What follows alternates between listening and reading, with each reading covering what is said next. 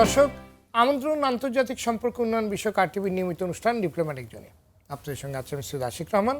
আমাদের আজকের অতিথি বাংলাদেশে ভারতের রাষ্ট্রদূত His Excellency Vikram Doraiswami. Very welcome, Your Excellency, at RTV. Thank you. Pleasure to be here. Hope you will enjoy today's discussion. I hope so. Honorable High Commissioner, let us start with milestone relations between India and Bangladesh. December 2021 marks 50 years of bilateral ties between India and Bangladesh. Why do you see this relationship over in coming days? Look, I think our leadership has correctly described it as today a Shonali Adhyaya, a golden age. Golden age. For our relationship.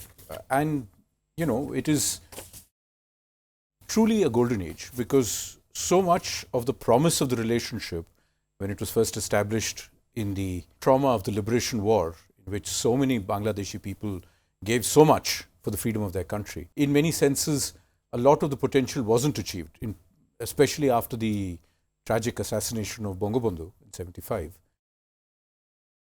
Since 2010, particularly, we've been able to recover a lot of that momentum and a lot of that promise has been realized.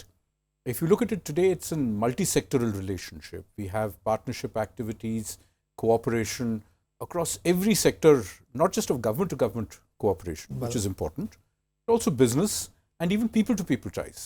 Person to person. Absolutely. And it's the most important thing because relationships are created and forged by government entities, but they are sustained by people. Exactly. And so that's the most important part. Thank you. Bangladesh and India enjoying excellent bilateral relation. Over the past decade, the two countries has expanded their cooperation in many sectors. How do you evaluate this multidimensional cooperation? As I was just saying, I think the best part of where our relationship is today is that we are now covering the totality of all activity. So we have cooperation in everything from civil aviation to railway to, security, our police agencies cooperate, to trade, to investment. But most important, as I was just saying, for me the greatest satisfaction is to see that so many Indians and Bangladeshis travel to each other's country. Bangladesh is today our biggest visa operation in the world. The largest number of visitors to India comes from Bangladesh. It is a reflection of the natural affinity we feel for each other. After all, we have common culture, common history, common language. Well, makes sense for us to do more together. So I'd say the strength of the relationship is that it is multidimensional. that's great. And with a very strong people-to-people content. That's great. Then Mr. Vikram Doraiswami, is there any area where more focus is required on cooperation? Oh, of course. I mean, we should never believe that we've achieved everything we have to achieve. I think we need to do much more in terms of trade and investment. I think we are natural partners when it comes to trade and investment. We need to do more in terms of realizing the potential of the entire sub-region as both for energy flows, but also for the movement of goods and services. Wow. I have repeatedly said, and I believe this to be true, that Bangladesh, or the territory that is today Bangladesh, has historically been one of the world's big transport transport giants. You look at the British period, the Mughal period, even the Nawabi period in between. There is a reason why the British came here. Exactly. They came here because, one, the land wealth, but more importantly because of the transport opportunity. Exactly. And Calcutta was the capital of the British Empire for up to 1911. That's a long time. This was primarily because of the connectivity that this region offered. And Bangladesh has that potential to be a transportation and connectivity superpower. Third, I would say, sorry, just to complete the thought. Please. Third, I would say, apart from these two things, I think we've only just begun to tap the potential of people-to-people ties. If we do much more in terms of cooperation in health, education, culture, filmmaking, there's so much more we can do together. There's lots of opportunity. IT, startups. Yep. So, we need to explore with an open mind the limitless potential of our friendship. Exactly. So what are the barriers? Why we cannot do it spontaneously? I think, we are dealing with some of the sort of hesitations of history of the past. I think today there is widespread recognition in both countries that prosperity, stability, cooperation across our border is the most important guarantor for the benefit of each of our countries. And I think a younger generation of Bangladeshis and Indians are much more adventurous. I think they will lead us to a much better future. So I don't see a barrier. I just see it as opportunity yet to be explored. That's great. Mr. High Commissioner, what kind of cultural exchanges are taking place between the two nations and what are the major cultural opportunities? Because we have a strongly similar cultural tradition in terms of music, performing arts, painting, everything, we could do much more together. Good stuff is being done. I mean, we have already a consistent program of exchange which doesn't only depend on the government. Well, I see a lot of fine cultural activists, exploring opportunities in each other's space. I know that a lot of Indian performers come here to perform. well, They don't come here with government support. They come here on their own, with on commercial basis. And similarly, I've seen some of your leading performers going to India. Some of your artists are doing artists. the same thing. Absolutely. So this is a good thing. We shouldn't only wait for government to Exactly. promote arts. Arts is promoted by hearts, not by government. Exactly. So this, I think, is a strong bridge. I think looking ahead, what we should look at more is more sort of creative content together. We have done not much, not enough, I would say, in terms of joint production of films and TV serials, etc. There is scope for much more there. There is a lot of The scope. film that is being made on the life of Bangabandhu, which one of our senior most directors, one of the icons of our region, Exactly. Sham Benegal, is producing. Benegal. It will bring together in a very beautiful way the top tier of Bangladeshi film artists with the top tier of Indian film production, and it will be for release in both countries and worldwide. So this is a good way of starting stuff. I think we can do much more like this. Do you think people in India value this aspect of relations in same spirits? Oh yes, I'm pretty sure they do. If I know that studios in Bombay have long welcomed talent from the eastern part of the region. You know, Bangladesh has great strengths, particularly in music, which is well recognized all over India. People are very happy to have high quality Bangladeshi talent come and, participate in Exchange. production of songs. Doesn't have to be in exchanges. Commercially. Let people come and make money. It's a great thing. It's a wonderful idea. Best way it goes forward. I've met a lot of young Bangladeshi artists, some of your young singers, models, who have now sort of debuted in production in Bollywood movies. Well, And that's a great thing.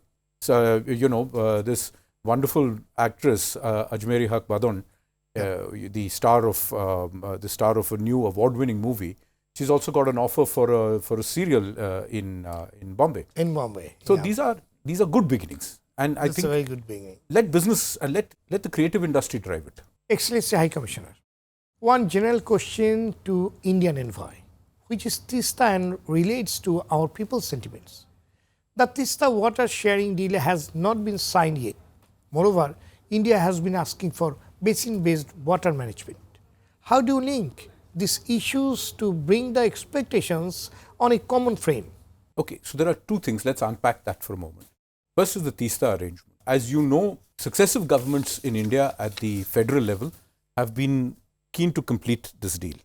But, just as friends in Bangladesh say you have to understand the system in Bangladesh, you also need to understand the system in India. It's not that the union government doesn't want to do this. Well, What we've repeatedly said is, in our system, water is a state subject, meaning states have rights and authorities. And we have to bring on board all stakeholders in any water sharing arrangement that we need to do. And it's not just the Tista, any river. You will recall, friends in Bangladesh will recall, that the original Ganges Water Treaty of 1996 was also done only after we brought all the states on board. It is a complex procedure, and I accept that people here wish it could have been done faster. I'm sympathetic to that. But, we do have to complete all our stakeholder management processes. So this is one part of it. Second part is the point that you made about basin management. Actually, it's not an Indian demand. It is something that the two governments jointly agreed in 2011 with the idea that we need to look at rivers in the joint statement of 2011, that we need to look at rivers in the totality of their basin to see the totality of water demands and needs and to treat the river as a common ecosystem. So whatever we draw, must be sustainable, not just for Indians and Bangladeshis, but also for the future. For the future. For the next generations of Indians and Bangladeshis. So that, I think, is the complexity. But it's not something that we are unilaterally pushing for. We also have to define how we do basin water management. And I think that discussion needs to be taken forward through the experts in future. So we're not insisting on it unilaterally. We wish and we hope it will be solved very soon. I also hope so. It's, as I keep saying, our Prime Minister has repeatedly said that we would also like to have this resolved soon. We will continue to do our best to proceed, not just on the Teesta. Let me assure friends in Bangladesh, we have, apart from the Teesta and the Ganges, we have another 52 shared rivers. Well, so if we have to proceed on multiple rivers at the same time, in a manner that is good for Bangladesh, good for India, but most of all good for the environment and the rivers also. There's many rivers actually crossing. So we have to share, we have to be able to share the water sustainably. Okay, thank you. Excellency, India has been providing humanitarian assistance to Bangladesh on Rohingya crisis. Since India serves as one of the non-permanent members of the Security Council, does New Delhi has a plan to mobilize support in the Security Council to resolve the Rohingya crisis? We have been consistently sympathetic to the position that Bangladesh has found itself in that you have become host to around 1 million people displaced from the Rakhine region in Myanmar, and through no fault of your own, you're providing shelter, food, healthcare, and humanitarian access for other international actors for now over 4 years. It's a long time for any country to be sustaining such a burden.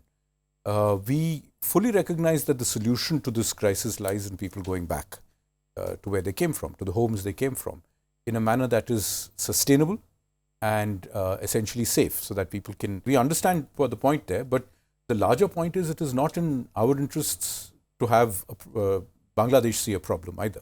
So our primary interest is we must solve the problem. Fully agree. Actually. Fully it is agree. Bangladesh or India, this is the same actually crisis that there's the Rohingya refugee. Completely agree. And they must take back their, with honor, their people. No argument from us. We certainly don't say that there should be any other solution to this. The only question is the modality of getting them to agree to move back. So that bit we believe that the effort has to be to persuade Myanmar to do this in a way that is constructive, and that in other words, that Myanmar must take constructive action. So we're doing all we can right now because of the situation currently in Myanmar. It's been difficult over the last 1 year, but before that, we were working to help create the environment also for people to come back, building houses, building community structures, etc. And hopefully, if the political situation stabilizes enough, we'd be happy to continue to push that forward so that it creates the ecosystem for people to come back. Very good to know, Excellency. Mr. High Commissioner, around 50 of India's TV channels are viewed in Bangladesh. Only BTV is telecasting over there, but partially. Do you have any opinion on doing the same in India, especially broadcasting private television? We know, because our lots of friends, they are living in Kolkata and other states, they like very much Bangladeshi television and Bangladeshi drama, music also. As far as I know, Indian people also like Bangladeshi TV drama and music. I think there are more opportunities. Sort of correct the impression that this is state facilitated. It's not. The state-to-state arrangement we have is for the 2 state channels, BTV and Doordarshan. That's the only one which is done on the basis of the government-to-government arrangement. The private channels that were available here until October were here purely on a commercial arrangement. In other words, there is a certain revenue sharing model and a cost model in which they're onboarded onto your cable set-top box operators out here, just as other foreign channels are. Exactly. We are also open to this. There is no restriction on Bangladesh TV channels coming to India, including RTV. The only issue is it is a commercial process. So, but I tried, I can tell you, myself I tried to negotiate, but rules and regulations are so strict or taken like this way. Actually, it's not possible for us to actually telecast it or see, let me put it to you this way. Possible. We have channels from many other countries in the world, including countries with whom our relations are nowhere near as good as with you. So there is, the rules that have been put there are essentially fundamentally relating to broadcast standards, etc. There's no restriction placed that is uniquely against Bangladeshi TV channels. However, what has helped in many other cases is a useful conversation with one of the major operators like Tata Sky or Z Entertainment or Sony or whatever, to actually onboard a channel. And if you need, we'd be more than happy to help. The only thing that we can't help with is, there is, since as I said, there's no regulatory limitation. We would be happy to help facilitate the connection. The commercial aspects are for you and the Indian counterpart to address. We have TV content coming from far and wide away. I mean, countries that are not even nearby. So there's absolutely no reason why we wouldn't find some way of trying to prevent Bangladesh TV from coming in. Well, thank you, Mr. Vikram Doraiswami. Every year, a large number of students are going to India for higher education. How does India government may assist our students more? We have just, thank you for asking that. We've just increased the number of our scholarships to mark the 50th anniversary of India-Bangladesh relations. It's called the Suvarna Jayanti Scholarship Scheme. We are now putting this on board. So on our website, we're putting up a new Suvarna Jayanti Scholarship Scheme website. And our schemes are now tailored to actually make it more customer friendly, so that people who are serious about studying get an opportunity, they choose a college of their choice, get their admission, and we will then, on the basis of their sort of academic background and other factors, we will ensure that they get a scholarship if they're deserving for that scholarship. So that's about 1,000 scholarships a year that we're now looking at. Beyond that, there are, of course, people going on commercial terms to study, those who can afford it. And that too we encourage. We're very happy to facilitate student exchanges because it's very important. But we're equally happy that a lot of young Indians are coming to Bangladesh too. And that's, today if you see your medical colleges, etc., the largest number of foreign students, I understand, are actually coming from India. And this is again a very good development. It essentially promotes youth exchanges. It's a very good exchange. Yeah, I know some young Indian, some bright and good-looking young Indian boys and girls have been picked up as models also here. So this is very good news. Excellency High Commissioner, there are more issues to discuss like border killing, LOC and SARC. We'd like to discuss on these issues after a short break. All right. Excellent. Thank you. দর্শক দেখছেন আন্তর্জাতিক সম্পর্ক উন্নয়ন বিষয়ক RTV নিয়মিত অনুষ্ঠান diplomatic zone. এই পর্যায়ে নিচ্ছি বিরতি, ফিরছি একটু পরে। সে পর্যন্ত আমাদের সঙ্গেই থাকুন।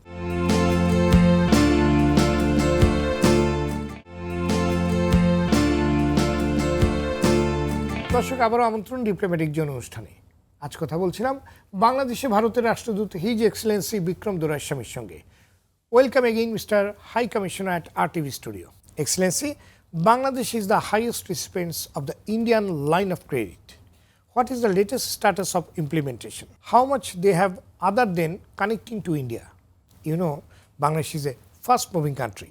Some are expecting LOC procedures will be hurried. Look, the lines of credit are spread over 4 separate tranches, totaling around $8 billion in G2G lines of credit. There's another about $1.6 billion that is on a separate account which is being used for the Rampal Power Station, Maitri Power Station. Put together, this makes Bangladesh easily not just the largest partner country for our development partnership efforts, it also is one of the few countries, probably one of the rarest countries, for which we provide most concessional terms. So our terms, and I've checked this, are on par or slightly below those of that JICA offers. And JICA is the gold standard, the Japanese loan system is the gold standard of global bilateral lines of credit. Exactly. In terms of interest rates, in terms of disbursement, etc. So, this is not because it's not anything else except the fact that we consider Bangladesh so important. That's why so much attention has been given to it. Now, our lines of credit projects are spread over a very wide range of sectors. Yes, there is connectivity, in other words, road and rail and, inland ports, etc. But there is also money set aside for non-transportation based projects like healthcare, like capacity building, school infrastructure, etc. And we would be very happy to, maintain all of these projects. Now, one of the things that people need to know is that, while it is true that only about 800 million almost 900 million, hopefully this year we'll cross the $1 billion mark in terms of disbursement. Much of the delay is also because the process by which loans are disbursed is loans can only be disbursed when a project is ready to be implemented. for which you need the DPPs to be completed, accepted, and then the work awarded and tendered. So, we can't release money till the project is actually ready to start being executed. So that has somewhat delayed some of the infrastructure and construction-based projects. Well, the ones that are procurement-based actually moving forward faster. So the procurement-based ones have been done. We're now moving forward on infrastructure ones, where DPPs have been finalized, tendering is out. So this includes electricity and so on and so forth. So we are very positive that now that we've understood each other's systems better, the process of developing these projects will move forward fast. We are also extremely keen to move these forward because, it doesn't help us if the money's sitting in a bank account, basically waiting to be disbursed. As I'm saying, the only thing we're waiting for, in some cases we've been waiting for several years, is for the DPPs to be put forward. You see, without a DPP, we can't actually move to tendering. So, there are road projects that are pending, there are rail projects that are pending, there are other infrastructure projects that are pending. We want to move forward with all of this. Let me give you an example. If we had better connectivity, the benefit for the people on both sides would be huge. So the cost, and I'm not saying it's coming from the World Bank and from businesses, the cost of moving goods and the time involved in moving goods is more between Delhi and Dhaka than it is between, say, for instance, both our capital cities and, say, Hamburg in Germany. Now that is ridiculous. It shouldn't cost more in terms of time to go to Hamburg or more in terms of money than to go to, say, Sao Paulo in Brazil. Now, that is because the infrastructure is inadequate. So when you have a monopolistic situation, people pay more money for moving goods. And that's just not right. It means that cost, the freight cost, is passed on to ordinary people. People like you and me, we pay more for goods than as a result. Sometimes we find that fly to Europe, in any distance to Europe and to Delhi, the airfare almost the same. But the half of distance. It makes no sense. Now, and this is not something that is only disadvantaging Bangladesh, it's disadvantaging India also. So there is complete mutuality of benefit if we can do these things faster. Thank you very much. Let us discuss on border killing. The Indian authority repeatedly preaches of not using lethal weapon. The killing of unarmed Bangladeshis is still happening along the border. What do you say on this aspect? What I've been repeatedly saying, including to the print media here. First, let me make a few clear points on this. First, no loss of life is acceptable. Completely agree with that. Nobody's life should be lost. And that includes everybody, individuals, constables on border duties on both sides, everybody. Everybody's there to sort of live their lives with as much space as possible. We need to understand what is happening on the border more clearly. As I've repeatedly said, the incidents in which violence takes place, there are several factors that sometimes people are not aware of here. One, it takes place all, not on the border, but well inside Indian territory. It all takes place late at night or very early in the morning. In other words, in the very dark hours. The violence has nothing to do with, people inadvertently crossing the border or illegally crossing the border.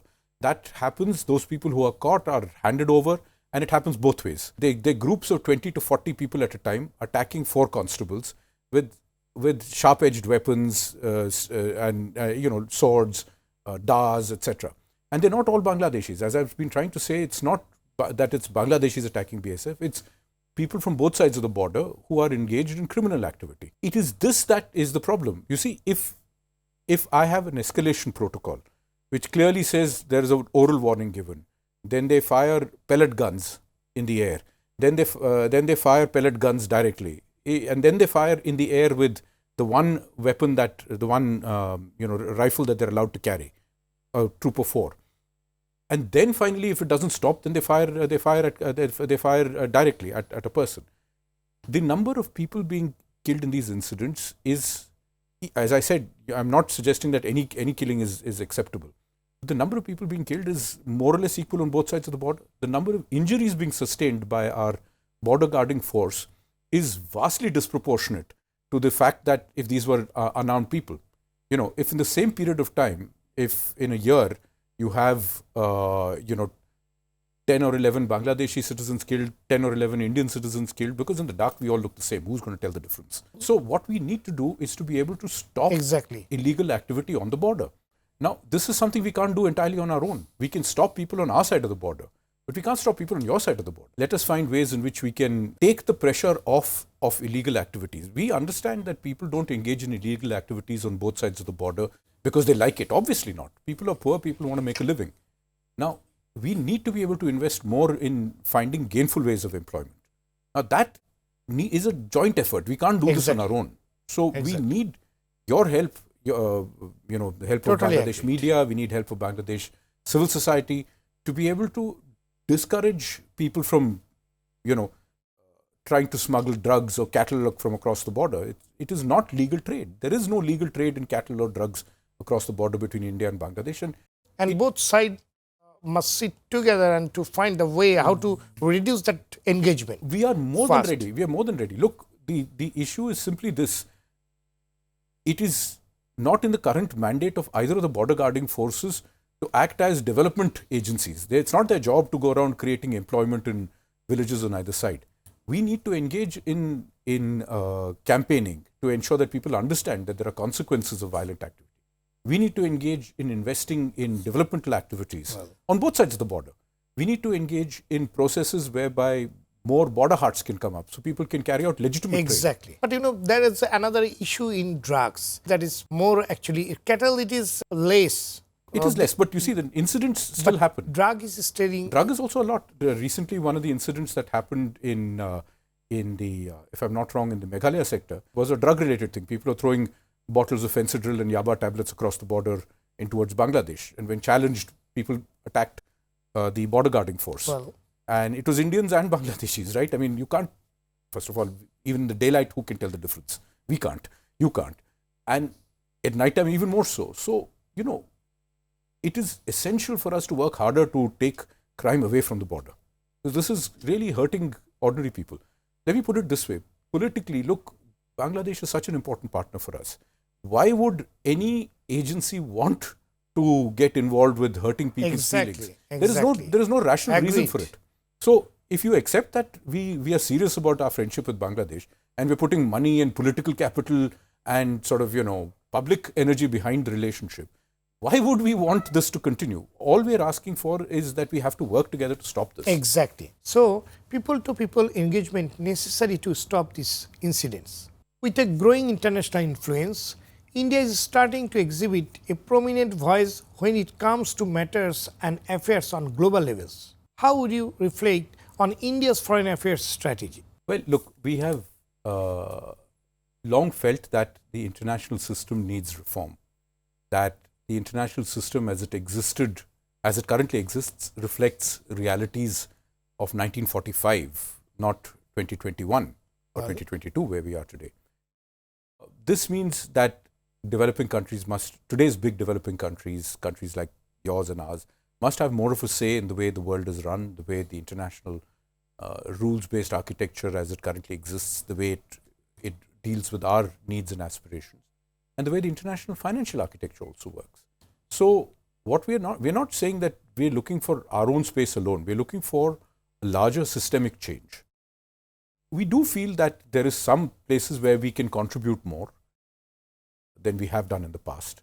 These include in international organizations and through multilateral fora. There again, we're more than willing to take up more active role.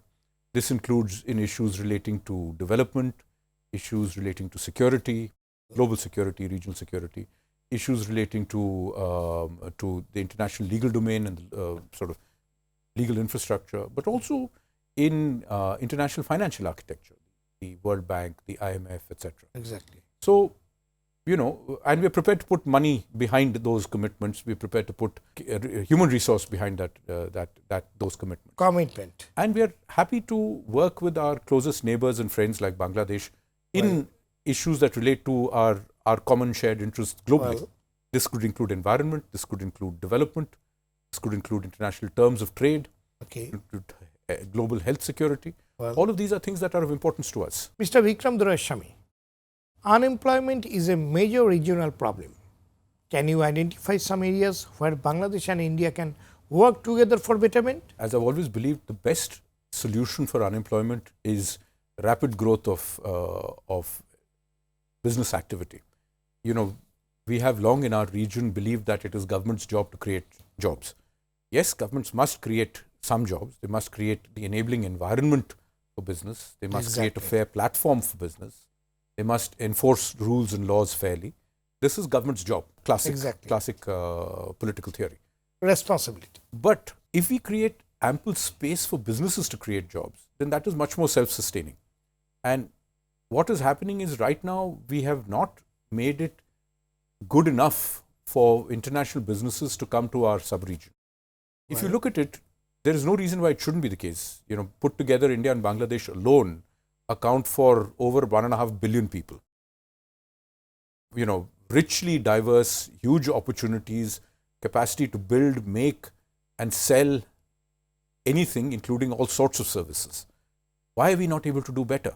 It's because we are among the least connected sub-regions in the world. So we do better through improving the attractiveness of bringing business to our sub-region. I think we will see job creation also shoot up. Because honestly, everything that we are doing today, that we're talking about, more transport, more services, more travel, each one of these creates jobs. Exactly. So, you know, the unemployment rates that we're looking at today between both our countries would, or the underemployment, you know, informal employment, much of this would change if we could just give people a chance to do better businesses. Let me give you an example of what things can be done. One part we just talked about. But let's look at things that the youth is interested in. Say, startups. Startups. There are brilliant young people here in Bangladesh who are creating great tech platforms, robotics, all sorts of bright ideas. Now, wouldn't you want an opportunity for such startups to have three things? Access to big market. Well. Second, access to, you know, competitive partners and capital. And third, access to secure platforms. Exactly. Right? In other words, that if you go out there with your idea should be protected, your idea should not be stolen by somebody else, your idea should be, you know, uniquely copyrighted and safeguarded for you to make money off it. Exactly. Now, these are three things that we can do together. There is no national barrier that can So get I'm in the way. telling that there is the opportunity to work together. So today we have in India one of the world's largest unicorn ecosystems, by which I mean startups that have reached a certain size, usually $1 billion worth of capital. We have a lot of venture capital in India. Venture capital in India. This is an opportunity for us to partner together with young Bangladeshi startups. For this to happen, one, we need to have more interaction, which is why our Prime Minister invited 50 startups from Bangladesh to visit India. Exactly. So we're working to implement that project. But it is also an opportunity for us to create a safe platform for young startups to sort of work and play together. This means your payment ecosystem must be secure.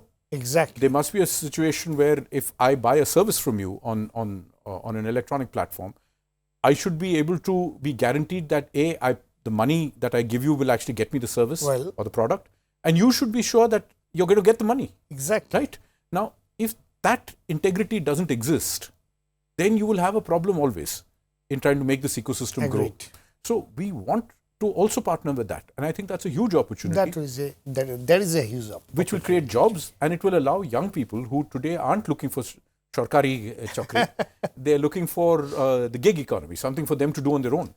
This would happen. Do you accept that some kind of regional organization such as SAARC has a value to address many common regional challenges like COVID pandemic? If you see last year when the COVID pandemic first started, India and Bangladesh worked together to organize an extraordinary summit meeting of SAARC to pledge money towards common platforms for cooperation in fighting COVID. Regionalism is an important concept.